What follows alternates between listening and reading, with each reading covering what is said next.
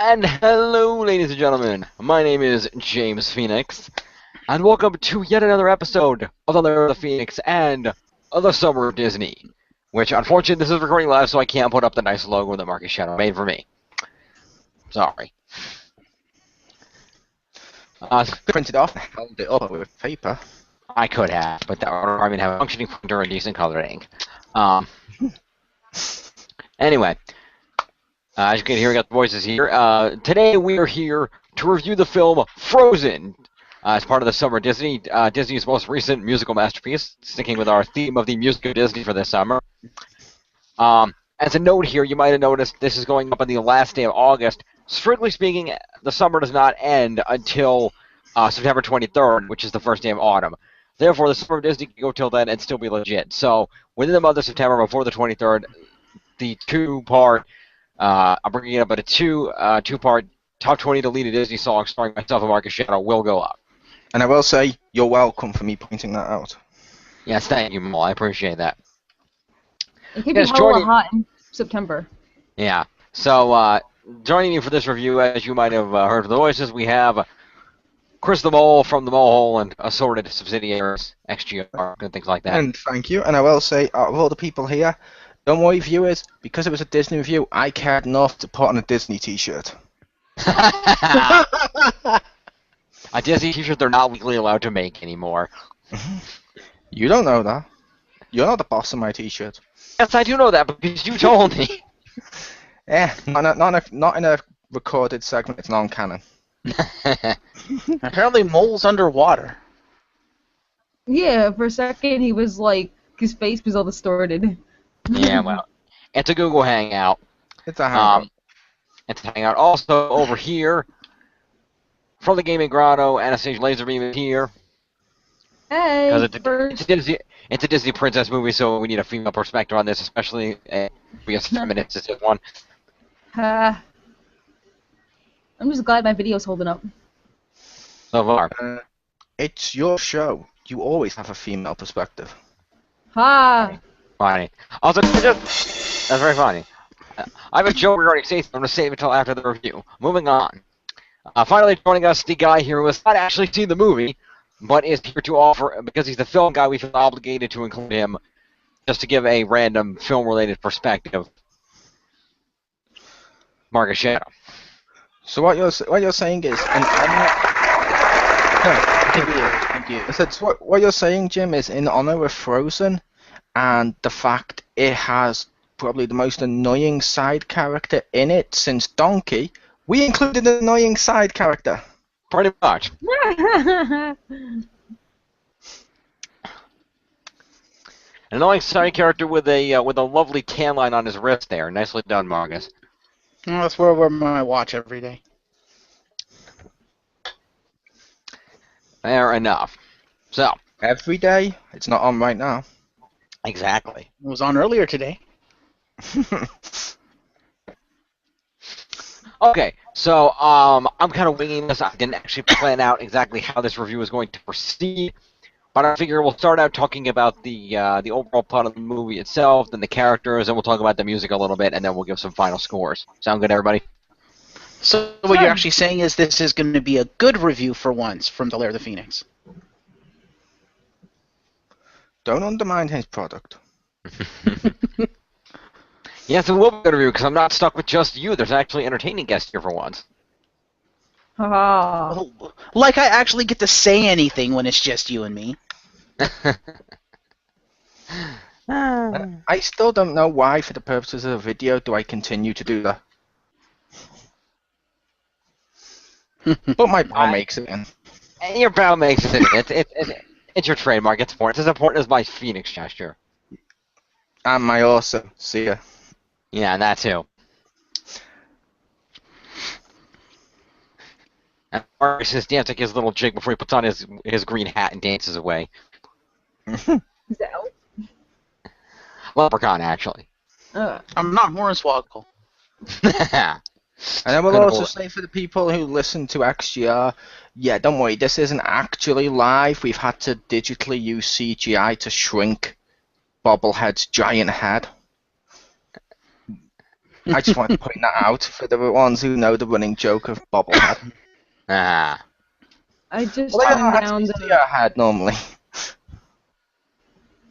I just turned down the brightness of my computer so the reflection isn't in my glasses now. Okay then. Yay. So, let's go ahead and do this. Of course, this movie came out a little under a year ago, last October, November, and it was a huge hit. It was Disney's biggest hit in a very long time. Some people agree with that, some people don't. I think the music was a big part of it, because while there had been some musicals recently, Tangled being very good, of course, some of the other recent films, this is the first big full-on Disney princess musical that's been basically about the music and nothing else that they've done since maybe Mulan, Emperor's New Groove, maybe. What about Princess and the Frog? Oh yeah, you're right. I forgot Princess and the Frog. Thank you. You forgot the Black Princess. In all fairness, so did the award show. I liked Princess and the Frog. I did. It was a great movie. I have not seen it. That's a great movie. You should go see it. They were using that to try to bring back the 2D animated Disney movies is a big deal, and it wasn't as successful as they hoped it was going to be. So unfortunately, it was a bit of a letdown for Disney, or so the reports say.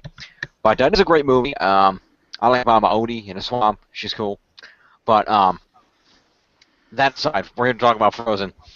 The film focuses on the fact that Disney decided that for purposes of this movie, they were going to double up on literally everything. We've got two princesses. We've got One queen, one princess. At the beginning of the movie, it's two princesses, though, so still sort of counts. Two princesses. We've got two cute dudes for the female Disney fans to fawn over. We've got two annoying side characters in a reindeer and a snowman. Not to mention some little rock troll dudes. They just doubled up on everything in this movie. So, for those of you not familiar with the premise of this movie, if like me and just watched it a couple weeks ago for the first time, the film focuses on Elsa and Anna, the royal daughters. Anna and Elsa. Elsa being older by 2 years. And we see the fact that growing up that Elsa had some ice powers and inadvertently hurt her sister. They got her cured by the rock troll guys, but they locked everybody away in the tower in the castle to hide her powers and force her to control them through fear and junk. So the girls grew up isolated. Their parents went off and died off screen because plot. And I think you also forgot about the social isolation of Anna because Elsa won't be with her anymore. True, that because too. She's afraid to hurt her.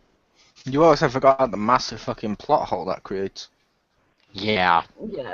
At the beginning of the movie, Marcus, we see her as a little girl using her powers 100% perfectly. She's manipulating, she's making ramps, she's doing everything she wants. She only made one little mistake when she hit her sister with the ice, but it was an accident and it was only one small little thing. Suddenly, years later, she can't even do the basic thing because now suddenly she can't control her powers. But then as soon as she walks over to the mountains and has to sing an important song, she can immediately control them to make a perfectly formed ice palace. Not to mention ice dress. Yeah, the only reason I could even conceivably think that that could possibly work was that she was so horribly PTSD or whatever about hitting her sister that she never used her powers again or never tried to use her powers because she obviously still accidentally used them and she was just trying to suppress them, make them not exist anymore, so she kind of forgot how to use them because she spent the last 12 years trying to not use them ever and suppressing them. But Stacey, as Jim pointed out, about 2 minutes later she then makes a perfectly formed ice castle and shit out of nowhere. That is definitely a plot hole. I'm just saying that this was a half-ass attempt at trying to do that. Yeah. Technically speaking, the ice castle is the plot hole. The rest of it can be explained via the convoluted Disney plot. Because think about this. Spoilers, by the way. This review will contain spoilers if you haven't seen the movie. A little late for you to mention that, but I'll mention it. If you remember, at the end of the movie, what they find out is the key for Elsa to control her powers is love. Because Disney. And basically, throughout her life, after the point at which she inadvertently hit Anna in the head with the ice, the rock troll guy basically told them that, it's fear will help you control your powers. Fear is what will work for her. And that was what she tried to use to control it all those years. The reason she was able to control them as a child is because she was with Anna, and she was using that to make Anna happy because she loved her sister. The love at time was allowing her to control the powers. After she inadvertently hit Anna, she became afraid of hurting her again, even more so after the troll guy outright told her, "You gotta hide your powers and not hurt, or you're gonna hurt your sister or somebody else. Be afraid, be very afraid." That fear took over, and when she went into fear mode for most of her life and tried to use the fear to control it, that's when she actually lost control. It wasn't until they grew up and Anna, again spoilers, tries to sacrifice herself to save her sister, that Elsa realizes that, from the act of true love, that, oh, love is what controls my powers and regains control. So Yeah, logically, that whole line actually makes sense. The only part that's the plot hole is how, despite the fear, she's magically making the ice castle in the middle of the movie. Wait, That's I the would one say part. there's another. What about the fact when she uses her powers that she can't control to perfectly create a snowman that's alive and sentient? Also, I'd say How is another that plot- not a plot hole? No, I She said, creates like I said, the castle and everything during that sequence that occurs at that point in time is a plot hole. But the part about them being a kid and her being able to control it then and not control it later is not a plot hole. Just the whole where she runs off and then suddenly controlling the mountain, that is a plot hole. Yeah, that's But what I'm what saying. about the So rock they messed gnome? up. They messed up the fact she can't control because she's a kid. She can't control it, and she can control it again. Then it's like, oh no, you're doing it wrong. Because it Whenever makes sense. the plot calls for it, she can use it perfectly. Yeah, it Why makes don't you sense. guys let Stacy speak? Yeah. Okay.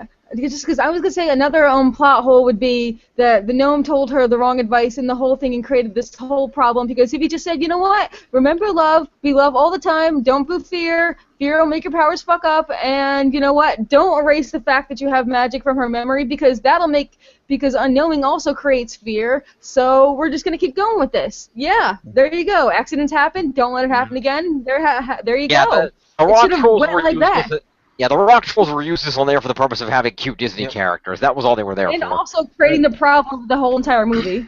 Yeah, and I will say two things. One, yeah, I was going to let you say that in a sec after we were done speaking. And number two, I will also point out, did you just try and take over Jim's whole review, Marcus, by telling him to shush during his own review? Yes, because I told you both to shush because you were both kept cutting Stacy off. It's Jim's Repeatedly. review. So? It's Jim's review. How would you like if during one of your reviews someone told you to just shut the hell up and then kept going? I didn't keep going. I just said, hey, let Stacy speak. Yeah, So I was- Thanks, I appreciate it. I know. I was just saying it was Jim's review though. Yeah, but Yeah, he's missing Jim one is the point. most talkative of all of us. He needs to be told to shut the hell up once in a while or he won't. You know it's true. Anyway, getting back to the review that Marcus Shaw interrupted despite having not seen the movie.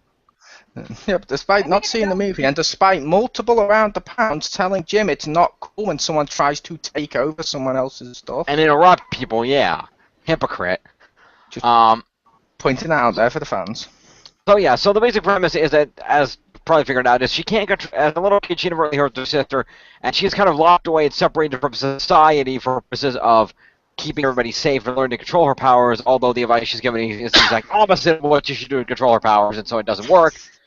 When they grow up and Elsa hits 21, Anna hits 18, Elsa is to be made the queen because their parents died off screen because of convenient plot. They Although, drowned to death. not necessarily. There's actually a fun They were thing here. on. Okay. Here's a fun Don't thing. bring in the whole. Do not say the Tarzan thing. The Don't. only reason why is they've actually gone on record of saying that was not true, and they've actually disproved it themselves.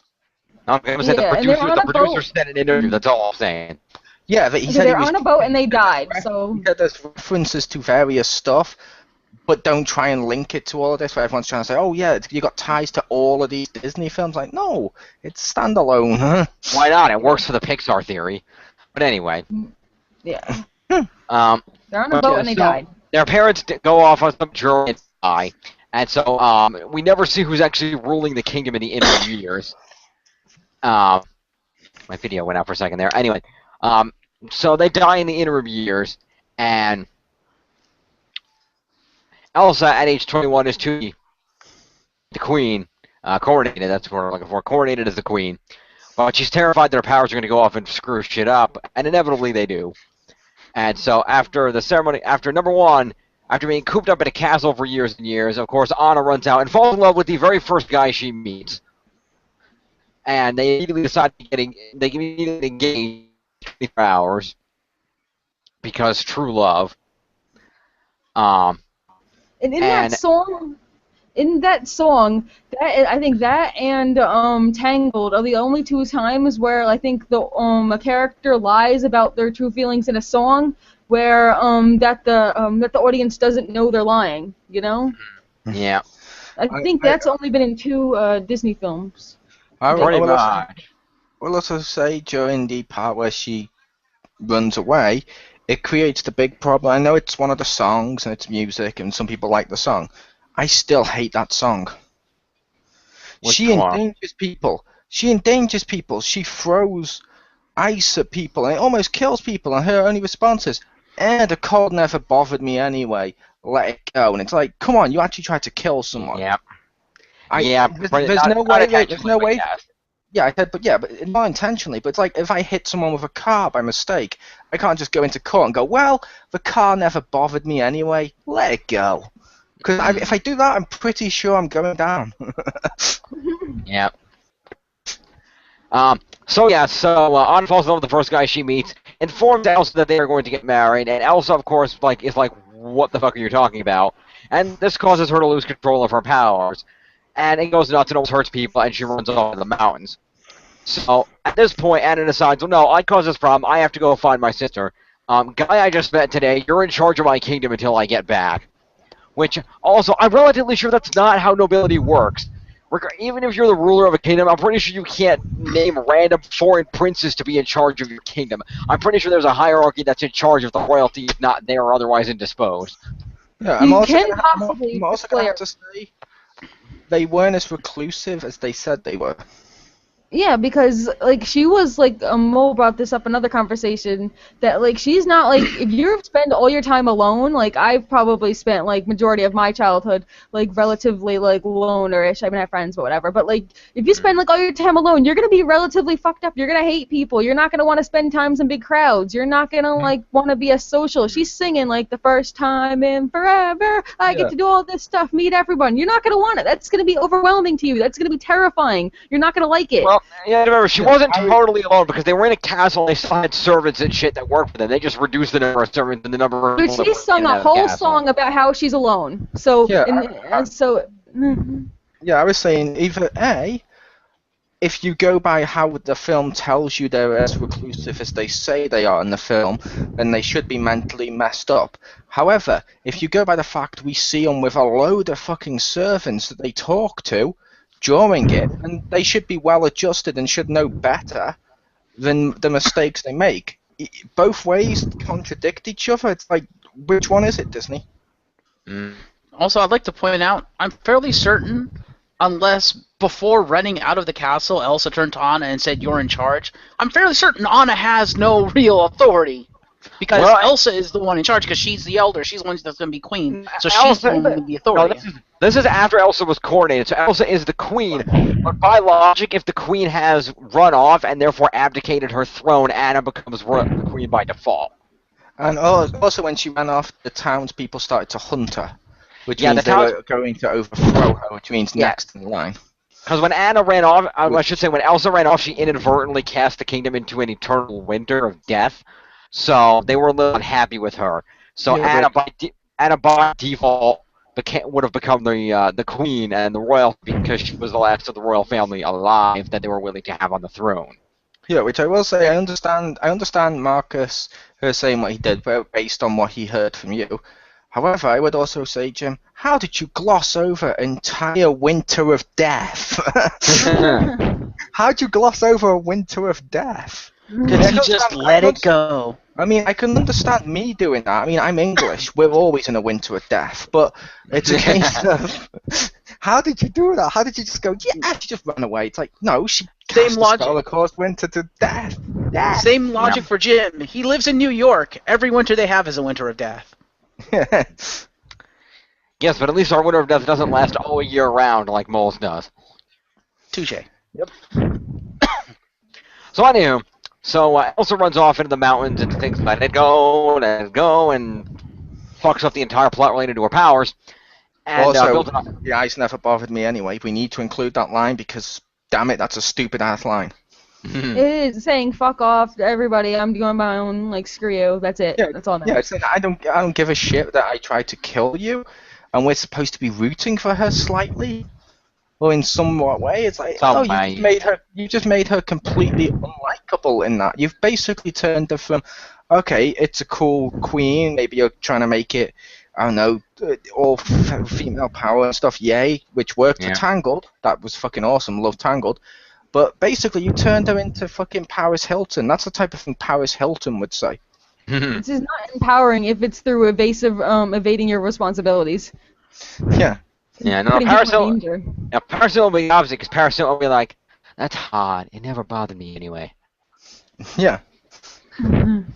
But anyway, so she runs up into the mountains, does this shit, builds an ice palace, builds a living snowman, somehow, because life, and An annoying locks herself, looking and locks herself away. So Anna says, well, I kind of caused this, so I have to go save her. So she takes a horse, says, Prince Hans that I just met yesterday and fell in love with and I'm engaged to, you're in charge of the kingdom until I get back, and she rides off. And she rides off, and she ends up finding a shop in the mountains where she meets a dude named Chriz and his reindeer Sven. Sven. And I'll give credit to Sven. He's the lesser of the two annoying side characters in the movie. I would say the reindeer wasn't annoying at all. The other one was completely annoying. The snowman was so it just grained on me. Also, the snowman also goes into the whole thing just to bring it up. Of how the fuck do her powers work? She's supposed to be able to control ice. How does she use that to manipulate death? To manipulate life? And how, at the end of the movie, when she puts the little cloud above his head, how does she manage to make snow clouds when snow isn't actually just formed by ice? It's also formed by heat, which isn't her power. And it's also formed by rainwater going up into the clouds and then making snow. No, none of her powers make sense. Because we can't allow him to die, and that's because Disney. Yeah, but why was he alive in the first place? Because one side character wasn't enough. Yeah, because, and I quote, it's magic, we don't have to explain it. Yeah. Yeah, which was actually coined by Disney. Yeah, exactly. Which isn't a good thing. That's a fucking horrible thing. It's a If you have someone with all ice powers, make it ice powers. You wouldn't see Iceman in X-Men suddenly creating life. Yeah, not really. It's not like he makes his own ice people that have their own characters. Yeah. But anyway, so I runs into this guy, and just to bribe him by buying the shit that he needs, because I guess she brought money with her from the palace. I don't know. But she buys the shit that Kristoff needs, because Kristoff is an expert ice seller, carver, seller, iceman, whatever you call him. And she buys him the shit he needs to go up the mountains and says, I'm buying this shit. I know I actually wrecked your wagon. I'll get you a new one, but you got to get me to find my sister up in the mountains. He reluctantly agrees, and of course they start falling for each other as they start climbing the mountains. An ice castle, and Mole, I know you liked it. Would you like to talk about that next character that's introduced? Which one? The one that Elsa creates when they get to the castle. I've already just mentioned the stuff to do with Olaf or what the fuck he's called. No, not him. Not him, the other one. I don't know which other one you're referring to. Oh, the big golem thing? He makes an abominable snowman, and he's funny. Which was okay. I thought you mentioned liking him, but yeah, she makes a bit snowman, and to chase them out of the ice palace because she refuses to talk to Anna. And it turns into a fight, and she chases them off the abominable snowman, and the snowman throws them off a cliff. But they survive because soft powdered snow, because Disney. And after having met alive Olaf, who guided them to the palace in the first place, after singing his song about how he can't wait for it to warm up and not be as winter so he can find out what snow does in summer. Which is an incredibly stupid for the record. Yeah, not only is he annoying, but I will also point out, Marcus, he seems to be intelligent to a certain degree and knowledgeable about the world because he helps give him advice on some stuff. How the fuck does he not know how sun works? I don't know. But yeah, so there's one scene that I thought kind of where Anna starts trying to climb up this vertical ice wall as Kristoff is laughing at her attempt to do this without the proper equipment on, and they're going back and forth about I'm gonna do this. He's like, you're gonna need my equipment to help you with this. And they go back and forth, and the snowman just goes, comes around the corner and goes, hey guys, I don't mean to interrupt you, but I just found this stairwell that goes directly to where you want to go. I'm like, well, that was ironic. So, after getting thrown off a cliff, I don't know what to do. I should mention that during this fight, before they were thrown off the cliff, Elsa inadvertently again shot ice at Anna, and this time hit her in the heart, which, as mentioned by Convenient Rock Troll Guy at the beginning, the head is easy to cure, the heart is much more difficult. So Chriz was like, well, shit, now what do I do? Because he's kind of fallen for her. So he says, well, there's only one group of people I know that can help her, because I've seen them do it before. So as she is slowly kind of turning to ice and her hair is going white and shit, he puts her on the reindeer and they ride off to visit the rock trolls, who are apparently his family and raised him and the reindeer because he's an orphan. Because Disney. Yeah, I was like, why wouldn't the ice people that he saw in the beginning as a child want to raise him? And also, technically, if she shoots something, it turns to ice, and they say it turns her heart to ice, shouldn't she just instantly die because her heart's no longer beating? Well, that's instantaneous. It's slowly turning to ice, I think was the plot. But either way, yes, she should have. It's turned enough to go through her entire blood to reach her hair. She should be dead. It slowed her heart. It would have slowed her heart rate down to the point she'd be dead. Science. Yeah. Well, see, the way I think the bullshit magic works is literally it hit her heart and says, okay, you hit the heart, but we're going to freeze the entire body before actually freezing the heart, even though you targeted the heart in the first place, so that's what it does, and that's why the rest of her, freezes, and then at the end she'll freeze, for reals, and... Yeah, it's whatever. It's weird. I think her powers are different to how everyone thinks. Like someone like Iceman manipulates and creates ice and stuff like that and has control over ice. She has ice plot convenient powers. There you go. That's very true. Anyways, the takes Anne to go see the troll guys, and they sing an incredibly pointless and stupid song about how, Kristoff brought a girl home, they must be in love, and they're trying to sing a song that's talking Anna into loving Kristoff, saying, he's a bit of a fixer-upper, blah, blah, blah, blah. And, yeah, that was a really unnecessary song. It was very awkward, because everyone in that whole thing looked like they didn't even want the song to exist. Pretty much. That was the obligatory, we need another song, put this one in so the cute characters have a song to sing. And that's the last song in the movie, mind you. It's not like they're going to recur back to Go or Build a Snowman. I mean, they play the instrumental Build a Snowman at the end. But really, that was the last full-on song of the movie. Talk about an awkward place to end the music. I'd say, thank God, as I will admit, I did not like any of the songs. Fair enough. So, moving along. At least in my opinion, with the music, when we were discussing the music, while, say, Lion King, Aladdin, and the musicals like that all had this musical Disney vibe, this one had more of a Disney Channel vibe. I mean, it sounded more poppy, upbeat, Hannah Montana-ish music. I didn't like that. Fair I think that's what I read into the music. I don't know what you guys thought. Fair enough. I can see where you come from that, because it definitely didn't have the same feel as all the other Disney songs in there. It felt like the whole movie was staged around the songs. It was. But we're going to talk about the music in a minute. That's the next segment. But let's wrap the plot real quick. So I will say, how did we didn't know that because you started the review by saying you literally had no order and then we were going to be loosely goosey. You didn't actually say loosey goosey, but still. And then immediately after that, I said, since we're going to be winging this, here's how I think we should do it, and nobody complained, so I figured we were going in that order. Fair enough. I just figured because of the second you said that, I know Marcus mentioned yes, it'll be a fun one, and you had your back and forth, which was cool.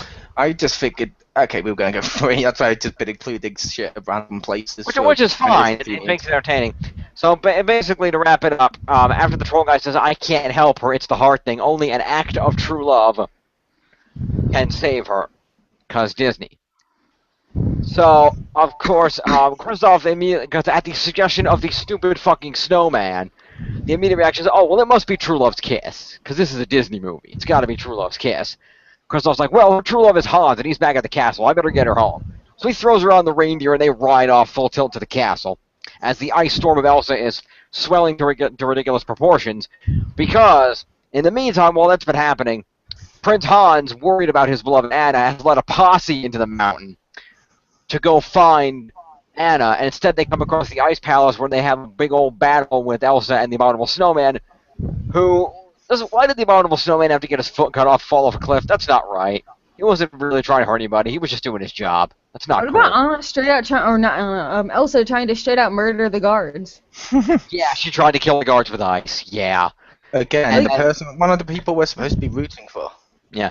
But in all fairness, the straight out guards... tried to murder. Self-defense. Yes, but in all... She literally targeted them. Yes, but in all fairness, the guards were trying to shoot her with crossbows first. That's what I said. Self-defense. Nobody Yeah, cares but what she you said. kind of Anyway. was. She was seriously overpowered for those guards. So, like, Yeah. I agree with self-defense, but at this point, considering she's made an entire castle of ice, couldn't she just freeze them in spot, freeze their hand, and not kill them? Just leave them Theoretically. instead of the fact it seemed like she tried to go out of the way to kill them more. It's like no. Well, the thing is, she did disable them first. She disabled them and pinned them to the wall, which would have been fine, and then she should have thrown them out the window or something. But she disabled them first, where they weren't a threat anymore, and then decided to kill them. But if you disable them and you're not trying to kill them, why would you continue any further than that? Yeah, the fact she continued after that means it's no longer self-defense, and it's just flat-out murdering someone. Yeah. It's like, okay, self-defense, a guy goes to hit me, I hit him back. If he's on the floor and I then go, okay, pull out a gun and just shoot him in the head, it's flat-out murder. Yeah. So after fighting off one line. Yeah.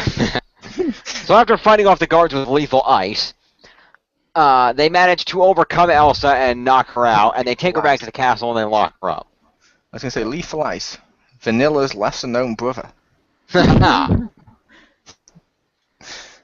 Go Frozen, go Frozen, go. So they take Elsa back to the castle and lock her up in the dungeon, basically telling her, look, you're a danger and we kind of need to get you out of the way. And everybody at this point has agreed that they're going to have to kill her because otherwise the never-ending winter, the snow from which is now somewhere in the range of 12 feet high, is going to kill them all.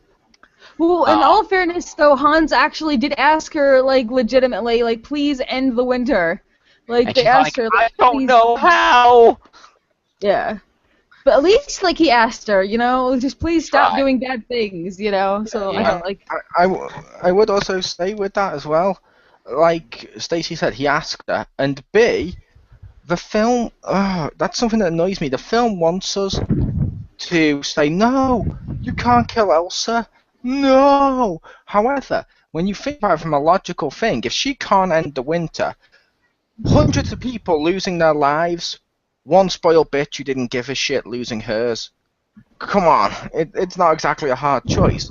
You're a Star Trek fan, that's why we're going to be doing Star Trek year next year, but come on, needs of the many. And also, she still was supposed to be queen, and her job as a queen would be to protect her people, and if she's hurting her people, this would be a way for her to do her job. Pretty much. Also, Mo, I feel the need as a Trekkie to point out that, yes, that's true. And so if you recall correctly, Star Trek said fuck that and spent the entire next movie trying to save one dude. Yes. However, I said the principle was right. I didn't say Star Trek itself was right. That's a fictional show. Fair enough. Moving along. And it also gave us Enterprise and Voyager. In all fairness, it's in the future. We don't know if it's fictional or not. But anyway, so after this... I was going to say, it must be in the future, because they use flip phones. They died out fucking, like, what, 5-10 years ago? Now it's all touchscreen. That is true. So anyway, moving along, after Kristoff rides Anna back to the castle, at which point he brings her inside and gives her to Hans and whatever, and he rides off with his reindeer as Hans brings Anna into what looks like a parlor, and sets her down. I should also mention, we skipped over one detail. I just want to mention Alan Tudyk is in this movie, and he does a great job as dude you think is the bad guy, but is not actually the bad guy. He's just kind of a dick. The red herring. Yeah, the red herring. He's basically this little annoying dude that wears black, who is known only as the Duke of Weaselton, or as he likes to call it, Wesselton. And he's the one that sent the two goons with the crossbows that tried to kill Elsa up at the Ice Palace. So, thought I'd mention that. So anyway, Hans gets Anna back inside and takes her into the parlor alone. At which point she says, "You have to kiss me. It's the only way to break the spell." And Hans basically says, "No, I'm a dick. I'm not going to do that. Instead, I'm going to let you die. I'm going to tell everybody I married you, and then I'm going to rule your kingdom because I have 12 older brothers, and there's no way I'm ever going to rule mine." He did also mention that in the very beginning of the movie, which I thought was weird, but it was never addressed until this moment again. Yeah. Yeah. Can I also just say, I hate that in movies. Mm-hmm. It's a cliche that died out a while back, and Disney brought it back with this. I mean, it's still in some stuff, but not as much. We don't need the villain to announce their entire plot at the exact moment it becomes convenient for the hero to know it. Let them find it out and discover it. Yeah. Don't narrate the entire fucking plot. No. Pretty much. I hate that. So Prince Hans puts out the fire and opens the window to let the cold in and leaves Anna in there to die. And goes back out to the dining room where he tells everybody that, yeah, she just died in my arms. Luckily, we set our marriage vows first, so I'm in charge. At the same time, Kristoff has been running off, and the reindeers realize you're supposed to be, you and her are a thing. Stop being an idiot. You need to go back. Luckily, the reindeer doesn't talk, but he kind of uses his convenient body language to express this. And forces Kristoff to turn around. At the same time, Olaf the Snowman does the one thing that I thought he actually did well in the movie, and that's he consoles Anna in this room. And basically tells her, look, I don't know much about this world, but I know that, true love is somebody who will do anything for you and put you before themselves. Kind of like how Kristoff risks his life to bring you here to see Hans. At which point Anna realizes, Kristoff's the guy I'm supposed to kill. Well, shit. So what you're saying is, right when she thought all of her world was crushing and she was now the most defeated, he basically kicked her when she was down and reminded her, yeah, but you could have had a good thing with Kristoff, but you kind of fucked it up, bitch. Pretty much, but he does do the one kind of sweet thing where he relights the fire to warm her up and try to keep her alive a little longer, and he starts melting as Anna finally tells him, you melt in heat, right? And he finally is like, well, there are some people worth melting for. That's a sweet Disney message. I did like it when he started to melt. I was disappointed he didn't stay melted. I was rooting for fire. Yeah. I should even make a t-shirt, #TeamFire. So Olaf, upon looking out the conveniently open window and seeing Kristoff through the snowstorm running at them, tries to take Anna up and help carry her out the window to get to Kristoff, while Kristoff is riding full tilt toward the castle on the reindeer as the storm swirls up because Elsa froze the chains and broke herself out. So as Elsa's trying to run away again into the snowstorm of death, it's swirling and killing, and the castle's buried and shit's hit the fan. Nobody can see because it's a blizzard. Kristoff is running toward Anna, Anna's running toward Kristoff, and Elsa's just running to get the fuck away. When we get to a point where Kristoff is running at Anna, and Anna's stumbling through the snow and can't see, and finally she can see Kristoff coming toward her, but she also sees Elsa over here, and sees that Prince Hans has run out with a sword and is about to kill her, and so she has to make the choice. I can either go closer to Kristoff and save my own life, or go this way. And she throws herself between the sword and Elsa, who is on the ground crying because Hans told her that Anna was dead, even though she's not dead yet. Anna throws herself between Hans' sword and Elsa, and the sword shatters on her body, which freezes into ice crystals, and the sword shatters. And it's like, plot convenience, oh my god, she's dead. But she did that out of true love for her sister. Act of true love. As Elsa is crying and hugging her, Anna thaws and is alive, and it's all good. They realize act of true love, it worked, and Kristoff's like, oh, cool, okay. So that works out. I mean, Elsa finally realizes, oh my god, love is what controls my powers. Oh, I should have known that. And she immediately stops the ice storm and sucks it all back up into the clouds and melts everything, and they rise up on a ship that they were standing on because they were standing in the middle of a frozen bay. And they rise up on this ship, and Prince Hans is there, and Anna turns around and tells him, I will never marry you, and punches him in the face, and he flies off the boat and lands in the ocean.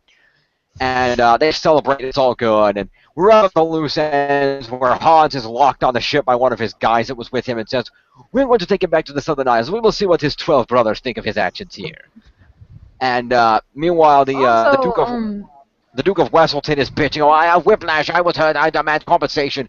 He gets tossed on his ship by a big dude who announces that, I demand to speak to the Queen. I have a notice here from the Queen. As of this date, this kingdom will seize all trade with the land of Wesselton, or of Weaselton, and throws him out.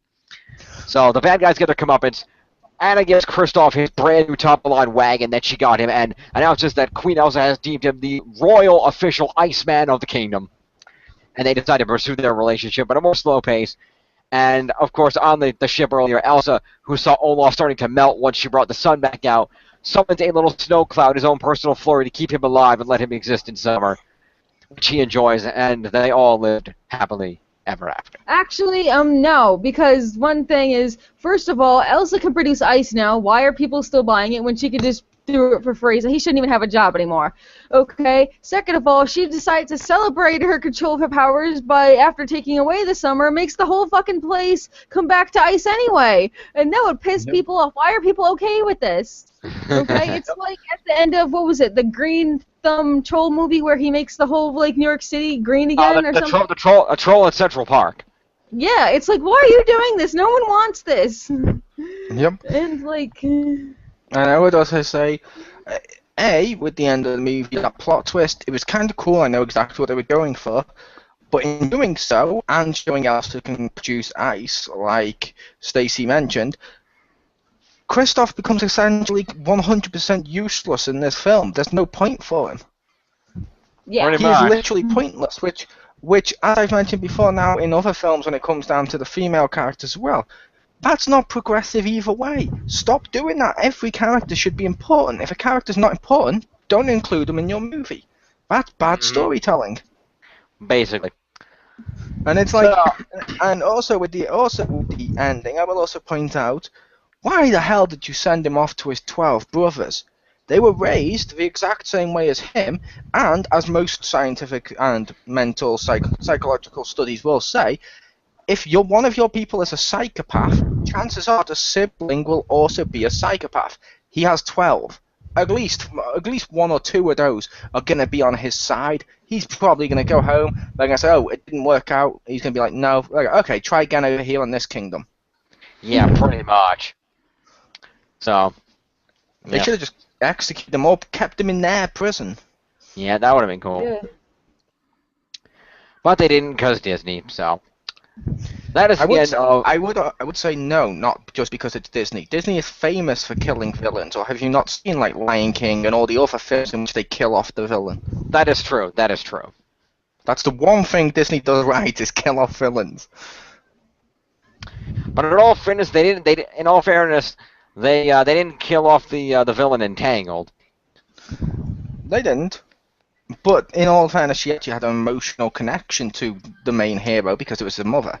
Yeah, sort of. And also, she would they cut off her power supply so she would regain her old age, and she wasn't long for this world anyway. See, Disney kills a lot of people, but they never have the hero kill the villain a lot of times. Yeah. They always die off screen or death or like because of the circumstances or whatever. Yeah, and it's sort of the same thing in Princess in the Front, where he doesn't technically die, but the evil spirits from the other side that he portrayed suck him into the afterworld.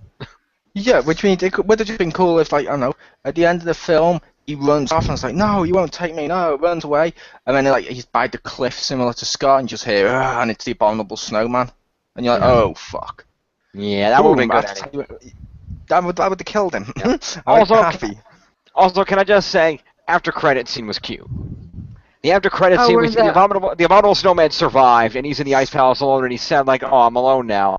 But then he finds the tiara that Elsa conveniently threw off during that whole Let It Go sequence, and he picks it up, and he puts it on, and his spikes go away, and he smiles, he's happy, because now he's the ruler of the Ice Kingdom. That was cute. Yeah, it's alright. So, anyway, that is Frozen plot-wise. In terms of songs, we have a total of about 5 memorable songs. What do we got? Build a Snowman, First Time in Forever, Let It Go, Snow in Summer, and the Annoying Troll song. So, the songs themselves, if you were to just listen to the songs and strip away what they represent in the plot, they're not terrible songs. They're good songs, except for maybe that troll one. But when you put them with the plot, they don't make a whole lot of sense. I have to say, we did this whole review and we never mentioned Idina Menzel. So, like, they got her for, like, obviously a reason, because if you haven't guessed by now, this plot is incredibly similar to Wicked, and she was the lead star in Wicked. and this whole thing about like magic and misunderstanding and whatever. It's like very similar. And I saw Idina Menzel live, and she sings a lot. I'm not gonna say better because she sung great in this. It was just the song was stupid, but it wasn't her singing that was bad. But like I just felt like this was kind of a waste for her, a waste of her talent. Yeah. She could have been doing so much better things. Pretty much, yeah. The thing about this movie, a little backstory on the movie, they've been trying to make this movie since like the 1930s. Like they've spent like the last 75 years to make that movie, or something at upon Christian Andersen's Snow Queen story that it's based upon, and it kept getting canceled and shelved and put back because they couldn't make the Snow Queen character work. And somebody finally had the idea to make her sympathetic and work that in, but it wasn't until the song "Let It Go" was written by, I don't have my Wikipedia page up here, by the folks who wrote the song "Let It Go," that transformed the entire movie, because that was the point where they decided, oh, the Snow Queen character should be sympathetic. She's not going to be the outright evil villain of the movie. We'll make her sympathetic, and that changed the entire dynamic of the movie, and that's what made it what it was. And because of how the song sounded, and because of how the song sounded, they said, "Oh, well, why don't we get Idina Menzel?" Because they were fans of Wicked, and when they put her in there, they said, "Well, we could build this a little more like the fit Idina," and they kind of built it a little like Wicked. Yeah, like I said, that was the one song I remember from the film. I don't really remember the other ones because, well, they weren't that good. However, that was the one song I hated because it made her not sympathetic. That made her a complete bitch when they placed that in the movie. Actually, so it didn't make her sympathetic. Actually, if you like a perspective from someone who hasn't seen the movie, it actually kind of makes sense. Everything does, including your supposed plot hole with the ice castle, because she makes that ice castle during Let It Go. Yes. Yes. Yep. Because from what I'm hearing, the song, it sounds like it's more like her letting go of the fear. Her saying the cold never bothered me anyway. It's her embracing her powers and letting go of that fear, and basically her saying, "Fuck it, it's part of me. I love the powers. The cold never bothered me anyway. I've always been okay with the powers. I'm just going to embrace it. I'm going to love it." And as you pointed out in the movie, it's outright stated, love is what controls her powers. If at that point in time she loves herself, she would have 100% control over her powers. So to me, it sounds like the song was written and sung from a standpoint of let go of the fear, let go of what other people are saying about you and your powers, and just love you for yourself and everything that comes with it. Even though the thing you're loving almost killed your sister and a bunch of random people in your kingdom. Yeah, well, that's what I was on about. The placement of it right after the event kind of makes it really selfish, singing, the cold never bothered me anyway, and singing about them. It's like, no, you almost murdered those people. And the plot hole of the thing still meshes up with the whole ice castle and creating life. She should never have created life. Create life, yes. And it's I just can really agree with that. But the castle, I think, makes sense if you look at it from that standpoint of, okay, she's using her powers now out of love for herself, so therefore she would have control over it. But she doesn't love herself because she builds the ice castle to hide away from the world because she's ashamed of herself because she can't try to kill her sister and everyone around her. Yeah. No, it's just what. It's also really bad timing when you leave this, when you put the kingdom in chaos, and it's just really irresponsible, and you can't just let it go when you have responsibilities, and you're a ruler, and you're going to let thousands of people die because you're pissed, and you don't like people anymore. Well, in all fairness to Elsa on that one, she didn't know she cast the world into eternal winter until Anna got there and told her. She thought that, the kingdom's going to be better off without me. Let Anna be the queen. She's the better sister. Let her rule the kingdom. I'll just hang out up here by myself in the mountains with my snow people, and I'll just be alone, and that way I don't have a risk of potentially killing her or anyone else. That was her theory. It wasn't until Anna got there and said, "Oh, by the way, you doomed us all to death in eternal winter," and she's like, "Oh, God, no, what have I done?" Yeah, but she did also know that she'd used her powers to injure and endanger people, because she'd done that when she was on the stairs and stuff. Yeah. But it was just poor placement. That was poor placement with that song. That's the only reason I remember it, is because it annoyed me so much with the placement. And also with Otherwise, such a public, I wouldn't even remember that song. with such a public display of her powers in the town square, I think it would be kind of silly to not think there would be repercussions, at least a little bit, from a nearby mountain, that people wouldn't come after you because you clearly showed everyone you have your powers.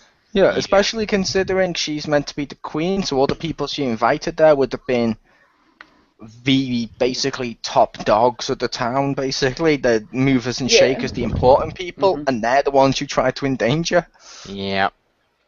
Also, can I mention something that bothered me is, okay, I understand it's Disney and they weren't concerned about this, but why was there not at least some indication as to why she has ice powers in the first place? Because they didn't explain why she has it, why Anna doesn't, and where that shit came from. That kind of bothered me. Like you said, it's magic. They don't have to explain it. It comes in the same place to where her dress magically appears. Yeah. There's Out too of many ice things. powers. There's too many things that they need to explain in that film. Yeah. Although, given that it's modern Disney, there's one really easy explanation they could do. They were lazy? They could just have Professor X show up at the castle. There you go. It's in the past. But yeah, like I said, Okay, have Exodus show up at the castle. Yeah, like I said, it's just weird that you can't explain that power. It's like, at least tell us why she's meant to be chosen above her sister, at least, because genetics. At least someone in her family would have got her. Because she's older. Isn't that how that kind of stuff usually works? It's usually the eldest child that becomes the ruler. No, the powers, not the the rulership. powers. Oh, okay. Yeah, I understood how the explained. rulership works.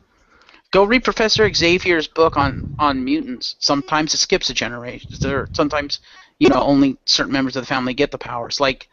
Yeah, but like it's in the not said. movie, Iceman is the one that got the powers. His brother didn't get any powers. Yeah, but it's not a mutation. They never tell us it's a mutation. They just don't tell us They anything. treat it like a mutation. And all the people from all the other nations came over here to and watch Elsa become queen, and all of them thought the ice powers were strange, and they've only heard of it in fairy tales, which means to believe there aren't other very vibrant and showy-offy powers people in other nations. So why was Elsa out of all these other nations the one who had the powers? Yeah, why was she the Neo? Elsa, the last waterbender.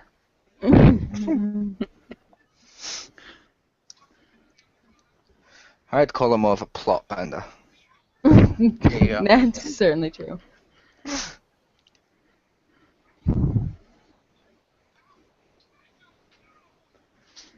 It's hard to tell if Jim can still hear us. Jim? It's hard to tell. I assume he muted when his phone rang, so I'm assuming he's probably muted. I thought it unmuted. Sorry. Okay. So that was Frozen. I will just say, despite all the stuff we've talked about, it's got some issues. There's some plot holes. There's some problems. I think that they had this amazing song and Let It Go, and they basically built a movie around the song, which didn't totally work. So from what I've read, they had the song and they had the ending of, oh, the true love is going to be sisterly love and not love. Oh, twist. But Jim? other than that, they kind of what? Despite what we talked about, there are issues. What the hell review were you part of? No, I said despite the issues we talked about. Well, what did You he said say? despite the issue. You said Yeah, despite you said the despite issues. the issues. Yeah, Despite I said the despite. issues, this does have problems. I'm like, oh no, what we talked about, like Mark I didn't. said. No, I heard despite what we talked about, this movie has issues. I'm like, No. that's what we talked about. That's That's what what me and we talked Stacey about. heard too. Yeah. You need to listen to the inflection in my voice, dipshits. I said, despite the problems of this movie, and it does have problems, I was continuing that sentiment, that it does have issues, we talked about some plot holes and things. It was But the part where you said, despite what we talked about, this does have problems. That's what all three of us heard. Yeah. I understand. I understand what you heard, but you just misheard the inflection. It is what I said, but you misheard the inflection.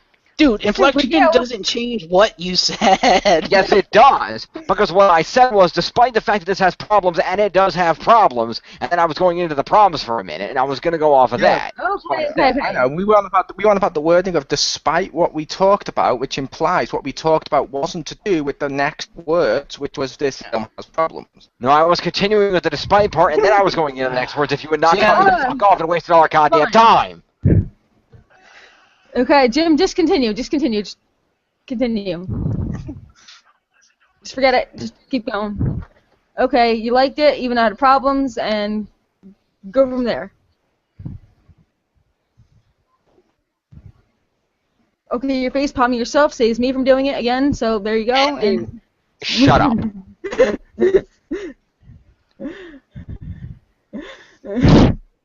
So as I was saying, basically, despite the fact that this had problems, and it did have problems, there were some issues with it we talked about. You know, some plot holes, there were some things that didn't make sense, some things that seemed thrown in out of nowhere. And the fact that, you know, we know that they built this movie off of the Let It Go and that ending that they knew about. We know that they kind of threw this together. And that considering it took them 75 years to make it, it wasn't going to be perfect. Despite all of that, I really like this movie. I enjoyed it. It's the first movie that has, to me, felt like a truly full-on Disney movie in a very long time. Tangled and Princess and the Frog both had some of that feel. They both were definitely Disney movies, but they weren't quite at that point that they give you that full-on, warm, cuddly Disney feel. This one really did that. I feel like the Disney magic was in it. Even if the movie wasn't good, the magic was there. And I felt that was important. That's what really kind of made this movie so successful. It's not that it was a good movie or that the songs were even perfect. It's that it brought that magical Disney feel to people that they hadn't felt in a very long time. Parents alike, kids who might be feeling it for the first time, depending on if they've seen some earlier movies. And I think that's what really made this a huge success. I like the movie. I sing along with the stupid songs. I thought it was great to watch. I enjoyed it. You know, I would recommend it as long as you turn your mind off and just enjoy it as a silly animated movie with some silly but some good music in it. I would say if you can turn your brain off, enjoy the movie. It's one of those silly Disney movies that, yeah, it's got problems in it. All Disney movies have plot holes and problems. You could dissect any of them. I thought it was good. What do you guys? Well, before I do that, overall rating, I would probably, with the plot holes and everything going into this movie, I would say 7.5, maybe an 8. What do you guys think? First, I wanted to say that I was gonna say that Jim can watch this movie with keeping his brain on default. Ah. But yeah, so I'll say for a rating on this movie, Tangled was so much better. So my personal opinion, Tangled was a lot better. And if you that was like, yeah, if you really want that Disney feel, boom, Tangled is where it's at. This one was kind of flopsy all over, really just mix match of things put together. Two annoying characters. Oh, the reindeer wasn't as annoying, but Kristoff was useless. It had an interesting opening. That's probably the best thing I could say about it. Oh, that's what I forgot at the beginning. The fucking pointless ice song. I forgot about that one. Yeah, whatever. So it's there, and that's like the only interesting part of the movie. After that, I was like, whatever. But like, yeah. So this one is kind of like, I don't want to say 5.5, 6, like in that range. It's like if you have like a 5-year-old kid who's like all like victorious Justin Bieber, maybe they'll like this. I don't know, maybe its colors on the TV shiny. So there you go. Oh, and we forgot Life is an Open Door, that song she sings with the Prince. I forgot that one too. So there's actually 7 songs in this movie. My apologies. Okay. So there you go. That's me. So what is your rating? Oh, I She said it was gave a a 5, rating. like 5 to 6, I guess. It's good Okay. for like little kids if you just want to put something on. You don't care what they watch, if it's high or low quality. Yeah. Fair enough. Mo, what do you think? I will say I will use exactly the same wording Jim used of you need to turn your brain off to watch this film, which means this film is really stupid. If you have to turn your brain off, it means it's stupid as fuck. But yeah, I will say the plot holes, the songs were too poppy for me. It looked good though, and stuff like that. And I'll just say it's overrated as fuck. When people say, "Oh, great Disney movie in like 10 years," come on, Toy Story 3, Tangled, Wreck-It Ralph, Winnie the Pooh, all of which better than this piece of crap.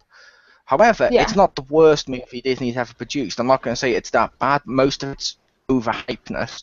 However, it does have loads of plot holes. Characters did need to be there. I don't know. They wrote, like Jim said, it sounds like they wrote the film around one song, which worked for Mamma Mia. It doesn't work for this. Mm-hmm. I'm probably gonna give it about a 4. It didn't really work for Mamma Mia. It worked for the play, the movie not so much. No, yeah, the movie was say, and I didn't will even admit like I've the play only- Mamma Mia. I will say I've only seen the movie Mamma Mia, and as far as silly little chick flick movies go, it's not terrible. It's It was It's okay. up there with most of the it's up there with most of the Meg Ryan ones. pretty much. The problem with that movie, there were two big problems with that movie. Number one, This they is cut out. Mamma Mia review. I know, I'm just saying. Number one, they cut out several songs, one of which is my favorite song, and number two, they let Pierce Brosnan sing, which is never a good idea. So, Yeah. I No, they let I will say, Brosnan try to sing. yeah. yeah, but I will say I was talking about it as a film, and I mentioned I hadn't seen the play. I didn't feel stuff was missing. Fair enough. I'm just saying, in my opinion. But yeah, But for, anyway. like I said, for this, it's overhyped as fuck. Don't Yeah. buy into the hype, and you may find something you enjoy. There is some stuff, like I said, it looks good. It really does look good. But you may enjoy it. Fair enough. What's your Because, rating? like I said, I gave it a 4. 4. Okay. And Marcus, from your outsider perspective, just hearing what we've said, what do you think? Any final thoughts? You think you might watch it? I might. I don't know, like I said, as a song, I really do like Let It Go. It's one of those songs that gets stuck in your head, and when it's sung by the right person, it's actually a really beautiful and really good song. Sorry, Idina Menzel, you're not the right person. At least live, you sing it way too fast. Although, see, it's kind of hard because she sings it too fast, in my opinion. But Marcus, what? we can't understand a word you're saying. Your headset is all fucked up. Oh, not much I can do about that. But anyway, the problem when she's singing it live is that, number one, she was singing with a Hello? band that was not live with her. The band was somewhere else via satellite. So they couldn't keep pace with each other at all. So she started going faster, and the band, she was trying to match it with the band, and it didn't work, and that got all fucked up. Plus the fact that Travolta mangled her name into something I can't even understand probably made her nervous and confused. So, Fair enough. Can Also, you if you're understand talking me about now? if you're talking about the We live can- we can- performance, I say, the point is, They were, and I said they were, and I was One saying person at a time. Marcus. Okay. yeah. But yeah, you're saying, Stacey? oh, I was also so she could be extra nervous because she accidentally let her like boob almost pop out of her shirt and stuff like earlier that day, or evening during the performance, and a fan had to point it out to her. So I'm saying that could really mess her up and make her really extra nervous for stuff. Yeah. So back to But, yeah, that's so, what I was. Yeah, back as I over was to Marcus. saying. Yeah, I really do like the song. Like I said, the one thing that she does bring that I like that kind of makes the song is the fact that very few people, and I have heard a few people on YouTube who could do this, but very few people can belt like she can. And this song kind of needs that belt. But I do like the song. The movie sounds like there's a lot of plot holes.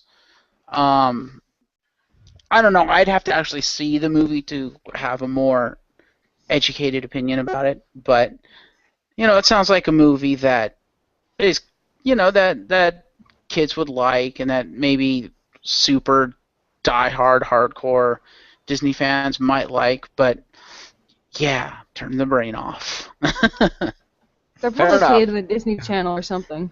We'll just say, Yeah. can we just talk about how overhyped it is for a second, since we talked about the music and stuff? Sure, go ahead. Why the fuck is this film in Disney Infinity the first one, and there's no Lion King? Yeah. And that was before the film even came out. Why the hell is Elsa and stuff now going to appear in Once Upon a Time? Also, it's on Pandora on like a million times, like every hour. Because what worked with Once Upon a Time was it was all these like fairy tale-ish characters. Yeah, they worked in like Wonderland and Neverland stuff, but they were really old tales. Now they're working in this, which was in the last year or two. Literally, the film came out before the spell was cast and these worlds were created within its own world. Yeah. Mine. Yeah. And also for pretty much everybody here, I think we've all at least part of the franchise. Let's all be adequately prepared because I'd say there's not a 98% chance of there being a Frozen world in Kingdom Hearts 3. So let's all just be prepared for that. Oh my god. If it plays well, it could be good. I mean, I'll be honest. I was not a fan of the Little Mermaid film. the levels in Kingdom Hearts 1 for Little Mermaid did kind of suck. We're going to let me do a Kingdom Hearts review, but I did like playing through it on the other one, that Rechain of Memories. Yeah, so, or you could just go watch near the end of Stacy's Kingdom Hearts Let's Play. Oh wait, I'm sorry.